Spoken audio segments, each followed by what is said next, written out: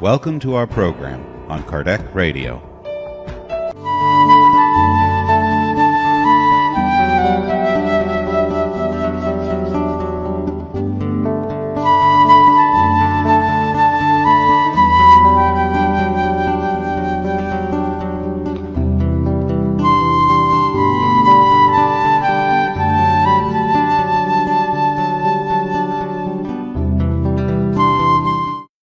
So let's begin in prayer. Let's close our eyes, opening our hearts, and feeling the presence of the good spirits here with us, feeling the presence of our guardian angels, feeling the presence of our good spiritual friend Jesus, and noticing how good it feels to have taken this opportunity to give our souls the field of light that comes with edifying conversation, that comes with lessons of truth, that comes with the intention to improve ourselves through learning and transformation. May our hearts and minds and souls remain open to this possibility of transformation by applying what we have learned. And we just offer any resistance we may have inside of us over into the light, that we might fully receive this benefit of the opportunity to transform and to apply what we have learned. Dear Jesus, stay with us. And may the peace of Jesus be with each and every one of us tonight. So be it. Welcome, everyone. We are here tonight to talk about Chapter 2 from the book Thought and Life. And this book is by Emmanuel. It's a very short book that has a specific purpose in mind for us to read it. And this is from the introduction. And many of you have heard me say that one of my favorite things to do is to actually read the introductions of books, because they tell you why you should read the book and what's the purpose of the book. And for this book, Thought and Life, we are told by Emmanuel that the ultimate goal of this book is that through the millennia, over time, with each of our successive lives, that we shall identify ourselves with the infinite wisdom and the infinite love that constitutes the thought and life of God.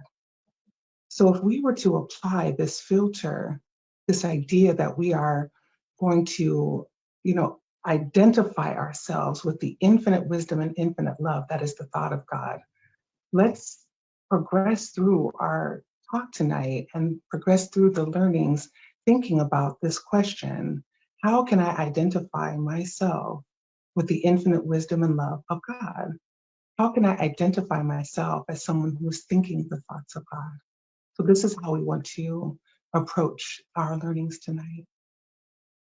And so the book opens with this really interesting, or this chapter opens with this interesting analogy that the human mind is like an office, right? And it says that the human mind could be compared to an office, which is like the living mirror of an awakened consciousness, and that it's like this office that has been subdivided into several departments. So this is an interesting analogy. And this is like the first kind of 2 sentences of the book, and I thought to myself, this is going to be interesting, right? So it breaks down sort of these different departments. So the first department, it says, is the department of desire, right? And so this department is where dreams, right, aspirations, and our purpose is at work, right? The things that we want, the things that stimulate us to activity. And for many of us, we spend a lot of time in this department thinking about all of the things that we want, recognizing, of course, that there are many other departments that would produce the action, that would produce the results, that would produce the vibrations around this. Many times we just stay here in this department of desire. But if we think back to this big office building, that's just kind of one of these rooms, right? It's not everything. So when we get lost in a spiral of all the things we want, we have to remember we're so much more than just the things that we want. We are so much more than that, right? We are identifying ourselves with the infinite love and wisdom of God, which is much more than just what we want, right? So, but it's still, even then, very important for us to use this department wisely by dreaming big, by, thinking about the things that we want, but thinking about like goals and like our life plan and like our vision for ourselves, the vision for our transformation, I mean, have you ever thought about like what the ultimate version of this life could be for you or for me? We think about Emmanuel and his incarnation as Publius Lentulus, and he has said repeatedly that that was one of his most impactful incarnations because he made such a dramatic transformation in that life, in that particular incarnation. So ask yourself, what would be the most dramatic transformation that you could have in this lifetime? Like, what's possible for this lifetime? What's the biggest dream you have for yourself? That is now beginning to enter into the space of a really thoughtful and productive use of this department. Instead of thinking, what do I want for dinner? And I don't know what I'm going to do this weekend. I wonder what I really want to go to the beach. Now that's me, I love the beach, but that's just this weekend. That's just a couple of days out of an entire lifetime, out of one lifetime over thousands and thousands of years. So when we use this department of desire, let's think big, right? Let's think big. So then we have another room in that big office building, which is the Department of Intelligence. And so this department is responsible for the expansion of evolutionary and cultural assets. So these are the words from the book. So let's kind of unpack that a little bit. So what we're possibly could be meant by the expansion of evolutionary and cultural assets. So an asset is something that you have, right? This is something that you have earned and obtained. And so an evolutionary asset would be some aspect of your being, some aspect of your knowing that represents your evolution from one state of, of expansion to the next, one state of awareness to the next, one state of elevation to the next. It is an expansion and evolution from one state to the next. So and there are assets that we claim in terms of our progression from one state of progress to the next. For example, the ability to act on what we've learned, the ability to dream big instead of thinking about what we want for dinner. But there's also this idea of a cultural asset. So cultural assets are these gifts that we give to humanity, right? So when we think about all of the gains that have been made on this planet in the areas of science, in the areas of the arts, in the area, of all of the ways that we live in engineering and all of the things that the creative arts that impact the way that we live, that impact the way that we enjoy our lives.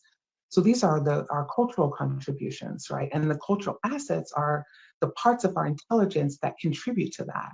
So as we evolve, we become less consumers, always taking, and begin to start giving of ourselves and giving of our gifts. And our capacity to give, that capacity to give is the asset, right? So I want to make sure that we're good there. And by the way, so I know some of us are new to our public meetings. I want to welcome you wherever you're joining from. We're glad you are here. And you can ask questions at any time, unmute and ask a question, or you could put your questions in the chat and we'll keep an eye on that as well. So if anything would benefit by some additional explanation that hasn't been given, please don't let that opportunity pass and put your question. So glad that you're here. So when we think about intelligence, it's a part of the mind, right? Intelligence exists as an attribute, as part of the mind, but the mind itself is an attribute of the spirit, right? The brain is an organ that exists in this physical body, but the mind itself, this capacity to contain intelligence, is not in the brain. It is contained in the spirit. So it's a very important distinction that it is the spirit that is producing not just the mind, but also the thoughts that come with it. The brain is not producing thoughts, right? That is not an attribute of the brain, which is important for us to know because we sometimes associate that with the brain, but the actual production of the pictures and the thoughts it comes from the spirit. So here's what else takes place in the Department of Intelligence, right? The imagination, right? So intelligence uses the imagination to create, to build, to expand, to elaborate. And there's this interesting thought that is important to share with some of you that may not know this is that, the first 7 years of a child's life, this is the period where the child uses the most of its imagination, right? Oftentimes not being able to differentiate the imagination from reality. And it's also these first 7 years of a child's life that it's most closely connected to the spiritual realm, right? And in the spiritual realm, even past those 7 years, is where our imagination is sufficient alone by itself to produce and create everything that we fear and everything that we desire based solely on our mental strength. So I'm going to say that again, right? So in the spiritual realm, the imagination is sufficient to create all of these things. On the physical realm is not so different. It's not so different at all. And we're going to talk more about that.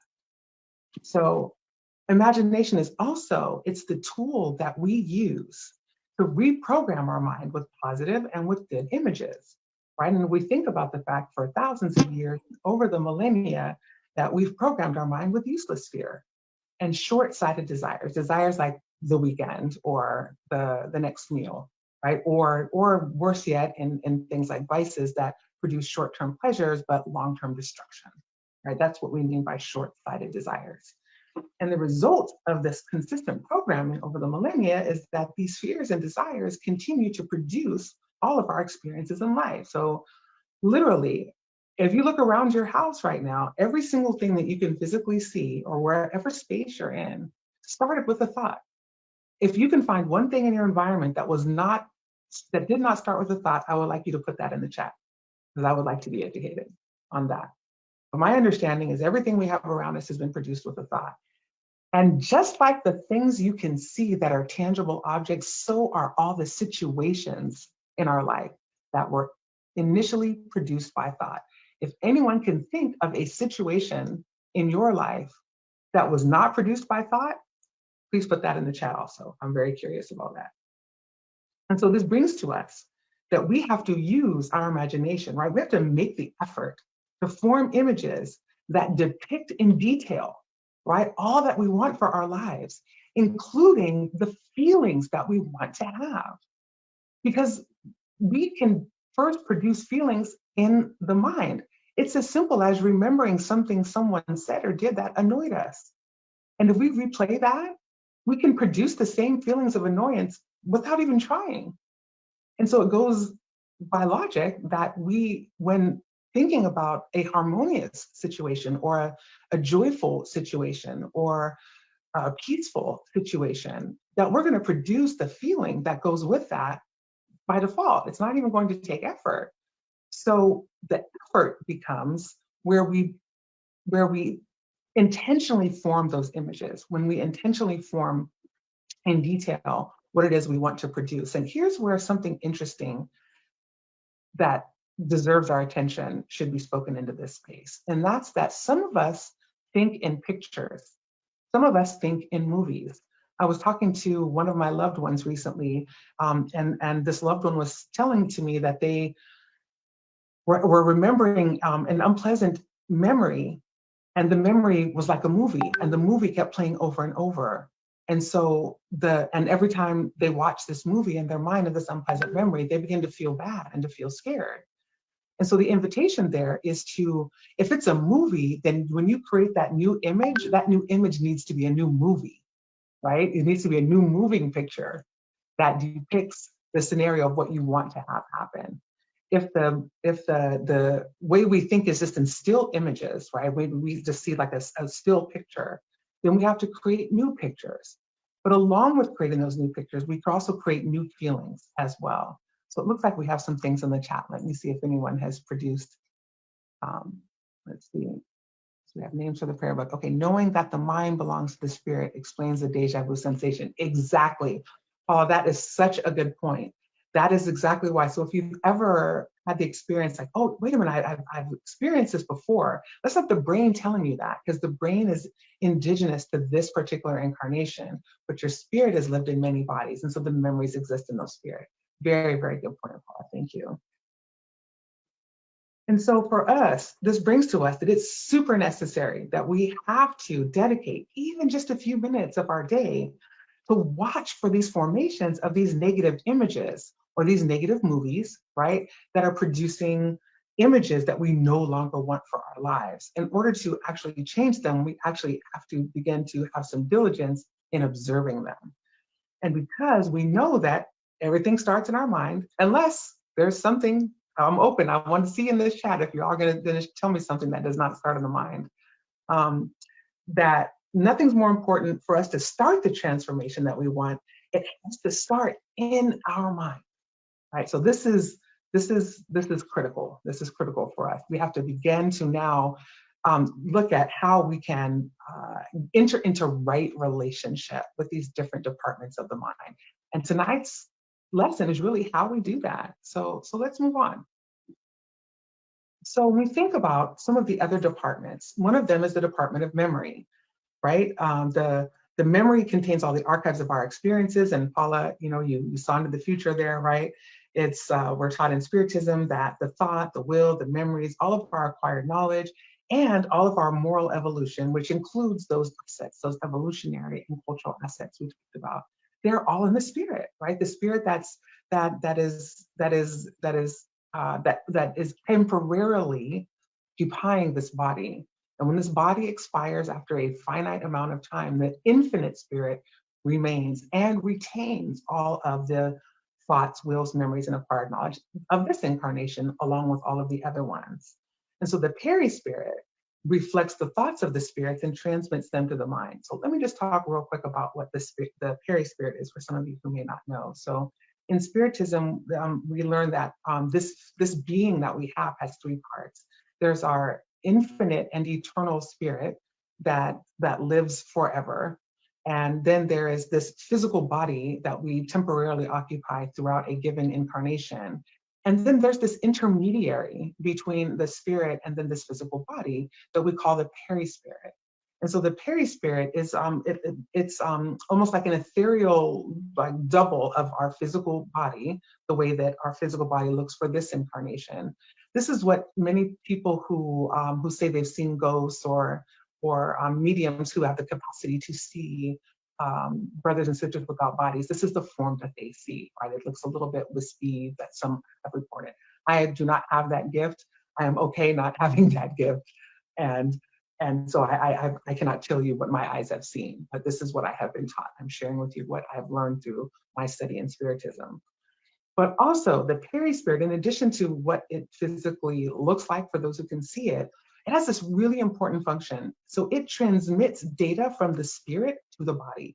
So it takes the thoughts of the spirit and it transmits them to the mind, from the mind, to the body, to be able to have this, to be able to experience the thoughts of the mind. So the perispirit is like this intermediary between the spirit and the body. And then we come to the will, right? So the will, above all of these departments, if we imagine that skyscraper, right, at the top in the penthouse, right, the big boss is the will, right? Above all those apartments, there is the cabinet, right, of the will, right? And so the will is like this enlightened and vigilant manager that supervises all of those different sectors of our mental activities. And it's also the decisive factor, right? Will is like this push button. It's like this powerful push button that decides upon the movement or the inertia. Inertia is like the lack of movement, right? Of the machine or the body, right? That's the job of the will. So that's a pretty big job, right? And that's the importance now of the focus for this topic of tonight. And so Bill has the question, do dreams have a foundation in thought? Do they sometimes just happen absent thought? Yes, Bill, dreams are many times a foray of it's our spirit leaving our body and having an experience in the spiritual realm. And then there's some dreams that are just, unorganized thoughts that are floating around in our brain. So it depends on whether or not our spirit has left our body to go to the spiritual realm at all. Very, very good question. And I believe, I want to say it's not the, I'm going to ask Anna Paula to put in the chat if you can. There's a book that talks about about dreams. I can't remember if it's Get to Know Spiritism or if it's in the Gospel, but there's a book reference that can talk more about that. I just can't pull it out of my department of memory at this moment. So the will. So your will has some attributes that are important to talk about, right? It's this faculty that you have that enables action. And let's talk about that again. Your will is the capacity, your faculty of enabling action. Because you can have all the wants in the world, the intentions in the world, the desires in the world, but if you're not taking action on them, that's all they are, right? But the will is that push button that says, let's go do that thing. Let's go execute on that goal. Let's go speak that calm word. Let's go do that loving thing. It's the will that executes on it. And so this also includes as attributes of the will, a strong character, firm decisions, and courage. And so a strong character, when we think about that, character is your ability to act in alignment with what you believe. That is considered character, right? When we have poor character or weak character, that's when there's an inconsistent application of our actions in alignment with our values and beliefs, right? And then firm decisions are the decisions we make and then we keep, right? Sometimes we make a decision and then 5 minutes later we change our mind. That's not considered a firm decision.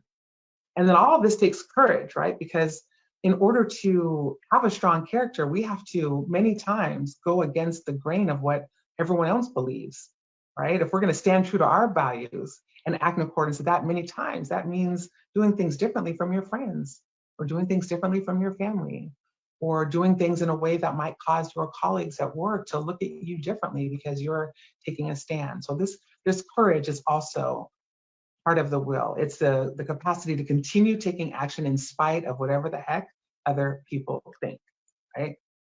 And also thought and will are also part of the spirit, but only the will is sufficiently strong to support the spirit's harmony. The spirit's harmony with what? What we talked about, the intention of this lesson was in the first place, to identify ourselves with the infinite love and the infinite intelligence as the thought of God, that we are thinking the thoughts of God and connecting and identifying ourselves with the infinite love and wisdom of God. Only the will is sufficiently strong enough to support the spirit's harmony with this intention. Desire alone is not going to do it. Intelligence alone is not going to do it. Memory alone is not going to do it. None of those things are going to do that for us. It's will that produces that. But even the will cannot stop, mental reflections when it comes to connections of beings of a similar mental wavelength. Right? So this is, attunement is an unavoidable law. The will is not stronger than the law. And here's where we have to be really thoughtful and begin to really pay attention now to the rest of this lesson and make sure that we are retaining and taking into our being what we need in order to strengthen our will so that we can align ourselves with the spirit's harmony in spite of some of the obstacles that will be placed in our path. And attunement is one of them. So we'll have to use the will to discipline ourselves to produce the vibration that is attuning with the energies that we actually want to be in collaboration with, right? So that's for us to think about. But the will can impose discipline over the elements, right, that administer, such as thought, keeping those thoughts aligned towards the good. That's the basis of our ability to meet the intention, right? We have to monitor and control our thoughts in order to keep ourselves aligned with the identity of alignment with the infinite love and wisdom of God and with the thinking the thoughts of God. So there's this question from the Spirit's book, right? And the question is, could men or women always through his or her own efforts overcome his or her bad inclinations? And the answer is yes. However, and frequently making very insignificant efforts. So we can, through our efforts, right, overcome our bad inclinations, but we're not making them. And it says what he's missing is will. Ah, how few of you really make an effort. So this is directly coming from a spirit that was questioned by Allan Kardec, the codifier of the Spiritist doctrine and philosophy. And the answer is how few of you make an effort. And so who are we in this space? Not asking anyone to answer it out loud. This is, we answer this inside, but how much of an effort are we really making to develop our will? How much of an effort are we really making to take action on our wants and desires? How much of an effort are we really making to have a strong character, firm decisions, and courage? How much effort are we really making to harmonize our spirit with infinite love and wisdom? right? How much effort are we really making to discipline our thoughts, keeping them aligned towards the good? And the answer is probably not very much, right? We always have an opportunity to increase the amount of effort that we make. And we're being told flat here that we can overcome all of our bad inclinations by making an effort. So what does that mean for us? It means we have to start focusing our will. So we know that thought floats nonstop. We can't ever stop thinking. Forget about trying to use your will to stop thinking. That is one of the biggest lies of meditation. You're never going to stop thinking. That's not the point. The point is that even though we have nonstop thoughts and the constant mobility of thoughts and the infinite variety of our thoughts offer by themselves little access to superior influences, it is our focus. It is necessary to focus to have our will in accordance with divine will by consciously elevating our thoughts. We have to consciously think about elevating our thoughts, because a will that is disciplined, right, and consistent in controlling our thoughts and actions becomes stronger and stronger over time. And I love this picture, right? Repeat positive thoughts until your mind repeats them back to you. And I think it's important to mention at this point that there are like 4 stages of mastery. And this includes thoughts or anything you're trying to learn. The first phase is unconscious incompetence. That's when you don't know that you don't know. Perhaps before this lecture, you didn't know that you needed to control your thoughts in order to produce these outcomes. So that's you didn't know that you didn't know. That's unconscious incompetence. And then there's conscious incompetence. Now you've learned this new thing and you know that you don't know how to do it, right? So that's now I'm aware of this thing, but I don't know how to do it yet. I'm conscious that I'm incompetent. I'm conscious that I'm not yet availed of the skill to execute on this.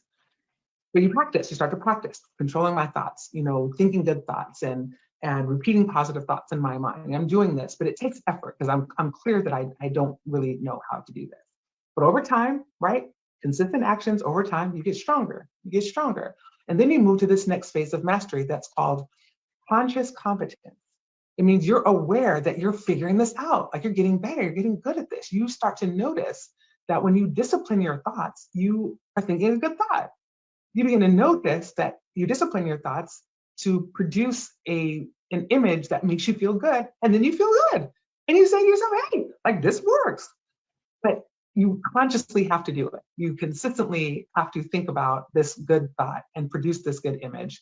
And that's the conscious competence phase. And then the ultimate stage is mastery, which many of us will not find in this lifetime. Some of us will. But that's when you can do this thing without thinking about it. That is when unconscious competence is, I can do this without even thinking about it. And that is when you have really reached what we consider like the ultimate mastery, right? Is when you can do the thing without thinking about it. So it looks like we've got some stuff in the chat. Let me just double check and see if we have questions. Mm-hmm. Okay, yes, thank you, Anna Paula, for putting that. It's Spirit's book. Wonderful. Okay, thank you, Anna Paula. So this is how we make the will stronger. Right? We focus it. It says a will that is disciplined and consistent, and then it becomes stronger over time. But if we don't, right, the will starts to weaken, right? And when our will weakens, then we start to see some challenges in our life, right? We start to see vices. We start to see losses in our life. We start to see failure. All those goals and big dreams that we wanted, failure, right? Unfaithfulness. Maybe it's unfaithfulness to our partner. Maybe it's unfaithfulness to ourselves. Maybe it's unfaithfulness to our character in terms of not living in a way that demonstrates our alignment and our congruency with our character and with our stated values.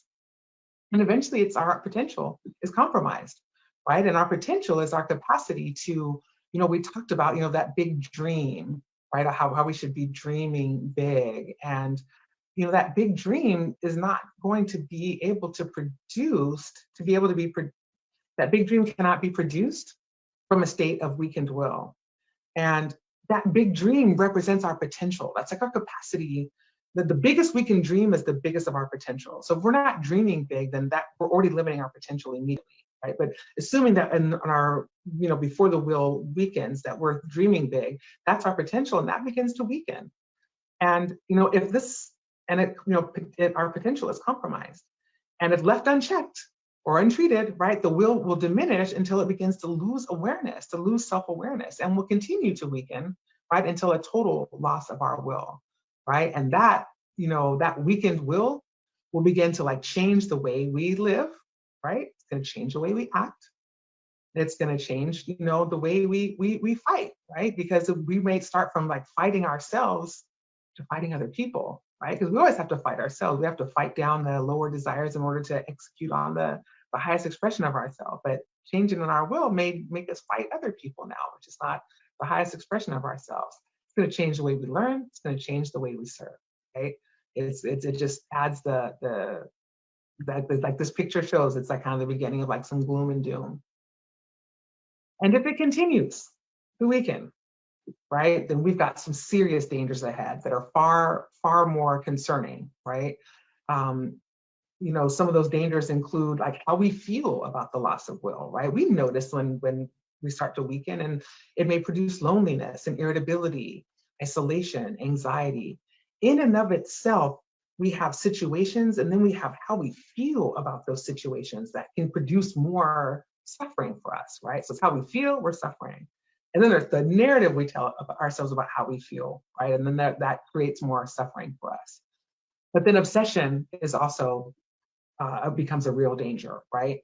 And there's three basic kinds of obsession, which we learn about in the Spirits book, as well as in the book of Mediums, and also get to know Spiritism. There's simple obsession, fascination, and subjugation. And a quick sentence about each one. Simple obsession is is a one or more spirits trying to influence us, right? Fascination is when we can begin to be confused. It's when and deluded spirits begin to gain our trust, and paralyzing our judgment, right? And then the subjugation is basically the complete overtaking of the body. And we're going to talk about this. So simple obsession, it starts very simply, right? But it depends on a fragile will. So now we already have the importance, right? The importance of maintaining some discipline with our will. It just kind of starts with a mental suggestion of a low vibration. It's just a change of thought, right? Just a change of thought. So when we notice that, this is why we've got to be vigilant about our thoughts, right? So when we start to have thoughts that are not reflecting that big dream of ours, it's not reflecting our character, it's not reflecting a strong will, then we have to immediately use our will to disconnect from that suggestion, right? To reestablish harmony with divine will. Remember the intention of this book, reestablish our identity with the infinite love and wisdom of God, and identify ourselves as a being that is thinking the thoughts of God. So we reestablish that. And the consistent and constant elevation of our thoughts, and then maintaining a positive vibratory pattern in our being, right? Because the thing with simple obsession, the spirits tell us, when a spirit gets tired of trying to talk to us and we don't listen to it, it gets tired of not being listened to and it leaves. Just like you would. If you're talking to someone and they stop listening to you and you keep talking and they don't listen, you're going to leave. And there's nothing to get, nothing to do there. And so the spirits tell us this. This is the best way to treat this. You just don't listen to that thought, and you continue to act in alignment with the intentions of that man Emmanuel brings us for this book, which is to identify with the infinite love and wisdom of God, right? But if we don't, then the progression to fascination happens, right? This is now the mind to mind. The change of thought continues to fixation and a compromise of the will. This shows up, in changes to the emotional and physical field. You can see from this picture, this is a drastic depiction of how a change of thought produces a change in behavior. And one of the aspects of fascination that is important for us to note is that this is where the obsessive spirit is making us believe that the most absurd things are truly sublime. Just think about that for a minute. Right? How else does a person end up looking at, with this depiction of all the pills? But imagine it with any vice, right? That's obviously not a sublime thing, but there we are. So that's the importance then of making sure that we immediately use our will to disconnect, because the next step after fascination, right, is total subjugation, where the will is nullified. right? And the peri spirit of the obsessing spirit has completely taken control of your peri spirit. And the self-awareness is annulled. It can produce involuntary movements, but the life is completely changed, right? And at this point, relief and help are necessary and can be provided through spiritual treatment and assistance, which is a service that we do provide here at the Spiritism Center free of charge. And if this is something that you feel like you that you would benefit from, please feel free to send me a message, send Flavia a message, and we can talk to you more about that for the meeting. So this brings to us then the importance of exercising the will. So here are some of the things we can do to exercise the will. And I would love it if you all would put into the chat any ideas that you have about how we can strengthen the will. I would love to hear from some of you. You can either speak it out or put it into the chat. But to exercise the will, here are some of the things that we need. One is to increase self-awareness, right? And one of the most important ways to increase self-awareness is using the prayer from St. Augustine, which is at night before we go to sleep. You know, we say this prayer, and then we also kind of ask ourselves this question. We ask ourselves like kind of three questions. The first question we ask ourselves is, we kind of look back on our day and we ask ourselves, what did I do that would have offended God? What did I do? But thinking about my identity, right, with infinite love and infinite wisdom, what did I do today that would have been offensive? And you just examine that and you just learn about who you are. And I got this from Anna Paula. She said, after you've identified something that you did that, you know, that would have been offensive to God, you replay in your mind, you produce a new image of your mind of yourself doing it the right way, right? You also ask yourself if you've done anything or said anything that you would not have wanted done to you, right? Did you say or do something to somebody else that you would not have been happy if you were the recipient of those words or deeds? And once again, if the answer is yes, then you replay that in your mind with a new image of yourself with the correct action. And like this, not only do we become self-aware, but we begin to reprogram ourselves. And then the third one is, have we done anything in secret that if anybody knew, like we would be ashamed, right? And again, we replay ourselves seeing that differently, right? So it looks like we've got some stuff in the chat. You see. Engage in charity work. I love this, absolutely. Create the habit to serve others without expecting anything back. Yes, so true. So very true. Bill says, I meditate. Absolutely. All of these things are so important, right? Developing awareness through practicing meditation, again. And you know, it doesn't, you know, I don't know, Bill, if you're one of those people that has like one of these amazing practices where you meditate, you know, an hour a day or 30 minutes a day. You know, I don't spend a lot of time sitting down in meditation. I mean, I do have a practice, but you know, it's 5 minutes, right? But it's 5 good minutes when I do, right? And the point of meditation is just to give the mind, it's the discipline of sitting down. It's not to stop thinking. It's just to discipline the mind and to be able to enter into right relationship with our thoughts, right? To engage well with our thoughts.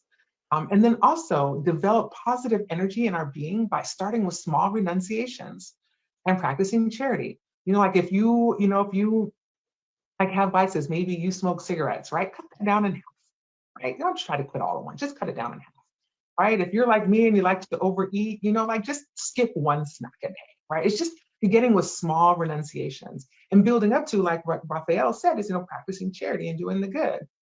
Let's see, Angiata says, having discipline in maintaining good habits like reading, meditating, exercising, praying. Yes. All of this exercises the will. Absolutely, I love that, Angiata, thank you. And then there's, you know, and this actually takes us to the next one, right? Practicing actions that require effort to complete, right? And we start small and build up that little muscle, right? Because will is like a muscle. And then daily completion of small tasks. But here's the critical thing, daily. Because in order to do something consistently, to build up a habit, it has to be done daily. And the science has shown us that anything that you do daily for 21 days, if you can do something daily for 21 days, you actually move from that space of unconscious competence to conscious competence. You like move to that space of being able to execute without having to put a lot of thought in it, right? And this is really important, is listen to your heart. Right, we've talked a lot about the mind. We've talked a lot about the will and the thought and all the departments in that office, right? But the heart, we don't really talk about that yet, right? But the heart actually produces electromagnetic energy just like that does. And the heart never lies. The heart never lies. We get our heart broken, but nobody ever says somebody broke my mind, right? We can get our heart broken. The heart is like the space within us that, guess what? Identifies with infinite love and infinite wisdom. Because the heart knows. Your brain can stop working and you will not die. But if your heart stops working, this body's finished, right? So the heart has a certain amount of vital forces and infinite wisdom that can produce so much bliss for us if we were listening to it. And our heart does not steer us into foolery. And also to discipline our imagination, right? Working alongside the will. So if we can imagine that the imagination is the worker and the will is the guide, right? Don't think about it as the boss or like the master. Like, it doesn't have to be a hierarchical situation. It's a guide, like the will partners with the imagination to produce these visions for our absolute transformation into the highest expression of our capability, of our potential for this lifetime, right? The thing about potential, it means it's not here yet, right? So it's the will combined with the imagination that can actually make that potential realize, right? And this is also, I think, probably one of the most important, right? Is daily reflections about our commitment to goodness. That brings us back to the top, right? It's that daily reflection can be at night, doing that process of questioning and self-knowledge and going through that prayer process and examining what is missing. But remember, a strong will also includes that courage, right? To remain courageous until you reach your goals, right? So, and courageous means not just be brave, right? It's don't worry what other people think. Don't worry what other people say. Don't worry about what might happen if you fail. If you miss a day, just get back up and start again. Have the courage to face the part of us that's inconsistent and keep it moving. That's really important. We're going to check the chat and see if any other ideas from anyone. Okay, looks like we have one more. What other ideas to build the will? Try and try again. Yes, yes, yes, yes, yes, yes. This is a process, right? This is a process. But it's a process that won't actually churn and move if we don't move and act. We actually have to take the action. And sitting in inaction is the way that we begin to weaken our will. So we have to get up and move. So this is what we had time for tonight. I want to pause and just give, before we have our final slide that has our message, see if there's any questions or comments, if anyone wants to put anything else in the chat, or if anyone wants to unmute and ask any questions. This is also a good time before we close with this message and then go on to the passes.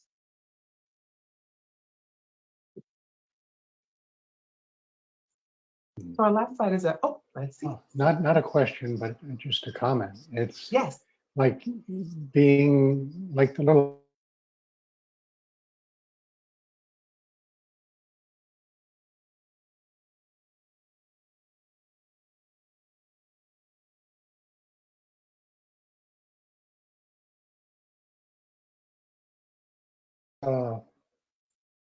what I've done. Yes, that's so important. And we tend to be pretty consistent about things that are short-sighted desires. Like, we're pretty consistent about those. It's applying that same, so we know how to be disciplined, right? If you really want to eat pizza tonight, you're gonna like do everything you can, and you're gonna, if one pizza store is closed, you're gonna call the next and the next until you find one that's open. Like, we know how to be consistent in our short-sighted desires. We're definitely the little engine that could when it comes to that. So we already have the capacity. We just need to redirect it to activities that are actually going to produce the outcomes that were part of our goals. Paula, if a habit is worth it to you, if it's the one thing you desperately want to start doing, all you have to do is make it easier to do it than to not do it. Yeah. So what you're saying, Paula, is like when sometimes we don't have to make it. A lot of times we make the change when not changing is more painful than changing, because making change is painful, right? But we let it get to the point where not changing is going to produce more suffering than the actual change, then absolutely. And then let go of the excuses. And like you said, be willing to fail sometimes. Yes, absolutely. All right, good stuff, everyone. Good stuff, good stuff. Okay, so the last slide before we move on to the passes. This is an excerpt from chapter 30 from Living Spring that I thought really spoke to the lesson tonight very well.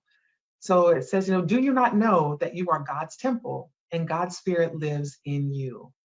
Inside the tiny seed lives the blueprint of the whole tree. In the heart of the soil are melodies of the spring.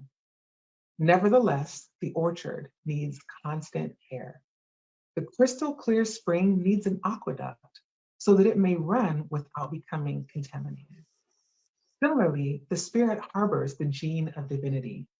God is in us as much as we are in God. However, so that the divine light might shine forth from human darkness, it is necessary for the educational processes of life to work in us. Only the heart ennobled in great understanding can pour forth a sanctifying heroism. Only the educated mind can produce illumined forms of thought. Only spiritual greatness can produce a soothing voice to speak balanced, sublime words. Educate yourself, and you will transform irrationality into intelligence, intelligence into humanity, humanity into angelhood, and you will build heaven on earth. Since we know that God dwells in us, let us improve our lives so that we may reflect God. And so that is what we had for tonight. And looks like we have one more thing. Starts with having compassion for yourself and give small steps and keep going. Yes, Gisele, absolutely. Thank you so much, everyone. I'd like to invite you all to get some water as we prepare for the Pass. So you have some water that can be blessed. Alessandro, keep going is the main idea of this process. Yes, yes. And just pick yourself up and just keep going and pick yourself up and keep going. Absolutely. And that's the process. Improve is not a one-shot deal, right? We know God dwells in us, so we improve our lives daily that we may reflect God. And every day we start again, and every day we start. Absolutely. All right, so we're going to prepare for the passes. So make sure you have some water nearby, and let's prepare.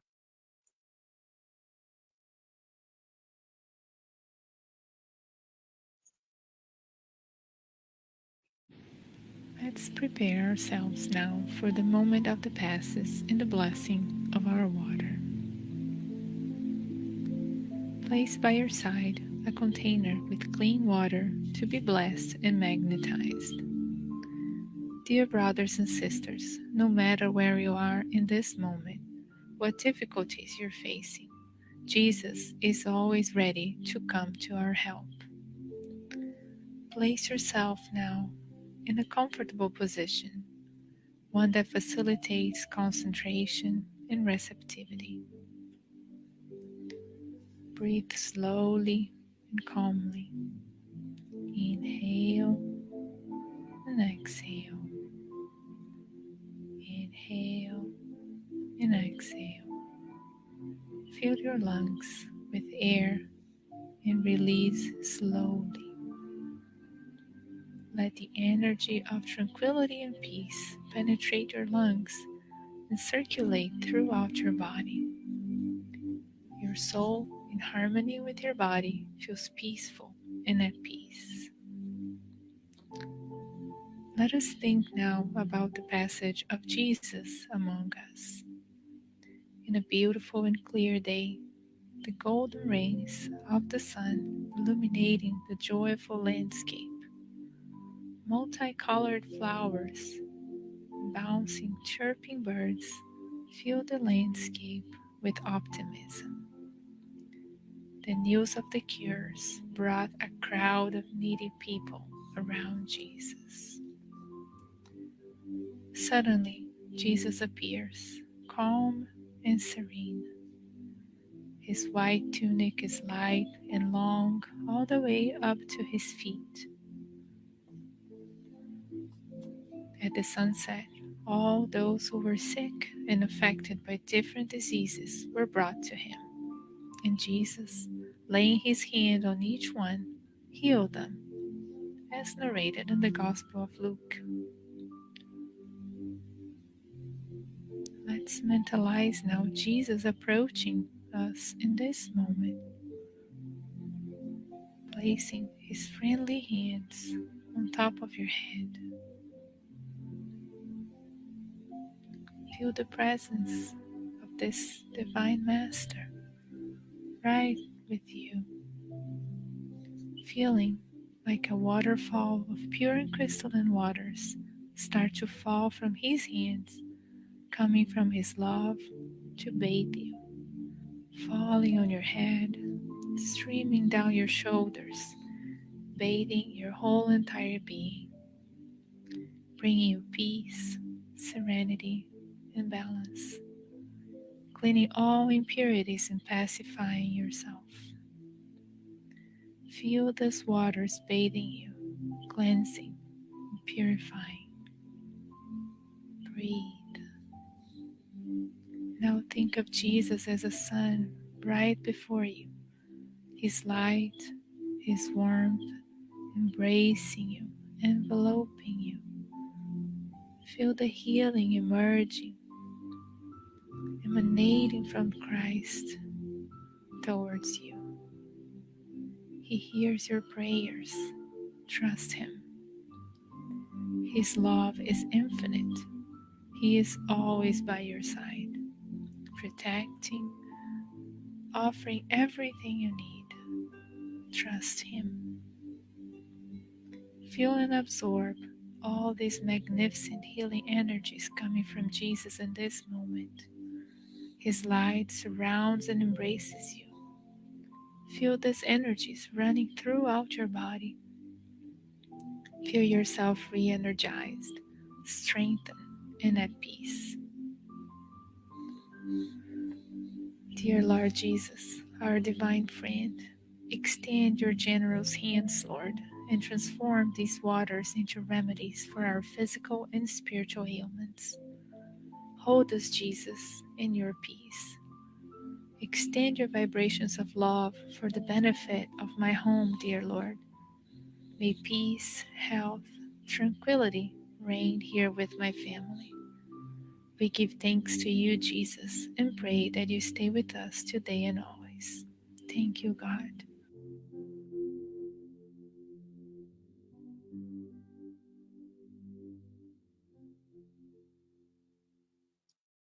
So let's close our meeting in prayer. Thank you, dear God, for this opportunity to connect ourselves with the identity of aligning ourselves with your infinite love and infinite wisdom. We are grateful that you live in us and we live in you. And we ask for the strength and the courage for us to build our will, to strengthen our will, to watch our thoughts, and to take action to disconnect ourselves from those thoughts that are not producing the life we want. And we refocus our thoughts on your infinite love and infinite wisdom that will produce the actions that will help us evolve, that will help us to build heaven on earth. This capacity is within each and every one of us. And we are grateful for the strength that we have to start tonight. May each and every one of us have the peace of Jesus with us and the memory of the importance of continuing to strengthen our will to produce heaven on earth. May God bless each and every one of us. So be it.